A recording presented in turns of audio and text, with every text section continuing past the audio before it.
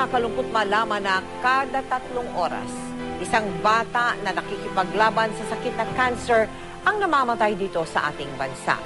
Ibig sabihin po niyan, 8 bata araw-araw ang namamatay. Base po yan sa pag-aaral na ginawa ng Cancer Warriors Foundation at bilang pakikiisa ng GMA Kapuso Foundation sa pagtataguyod sa Cancer in Children Awareness Month ngayong buwan ng Abril. Muli nating binisita ang mga batang ating tinutulungan sa ilalim ng Children Battling Cancer Project. Kamusta na kaya sila? Kung ang bawat pangarap na isinusulat at ginuguhit sa kanilang mga papel ay nabibigyan ng katuparan, kung ang kanilang bawat awit, ang kapalit, ay tuloy-tuloy na paggaling, wala na sigurong pagsisidla ng tuwa ang pamilya ni na Erica at Lakeisha. Acute lymphocytic leukemia ang sakit ni Lakeisha. Tinutusukan po kasi ako sa likod Tapos masakit.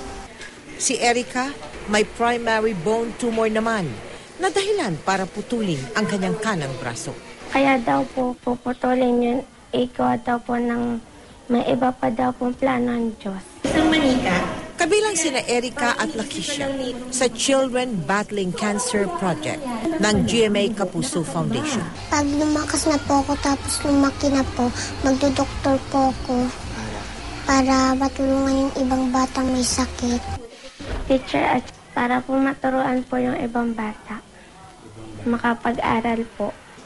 At sa muli nating pagbisita sa kanila, isang magandang balita ang ating natanggap. Our patient, nakapag 5 cycles na siya ng chemotherapy, kailangan na lang ng isa.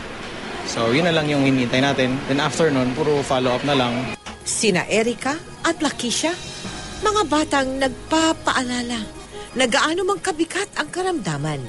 Pagmamahal ng pamilya, kalinga at dasal pa rin ang pinakamabisang lunas. Papasalamat po ako sa GMA Kapuso Foundation dahil po sa walang sawang pagsuporta at pagtulong nila po sa amin.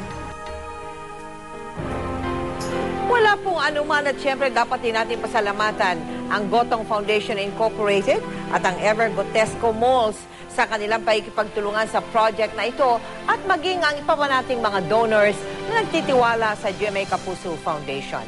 At kung nais po ninyo maging bahagi ng aming mga projects, maaari po kayo magsadya o tumawag sa aming tanggapan o magdeposito sa aming mga bank account o anumang sangay ng Cebuana Luwalier o mag-log on sa www.kapusofoundation.com.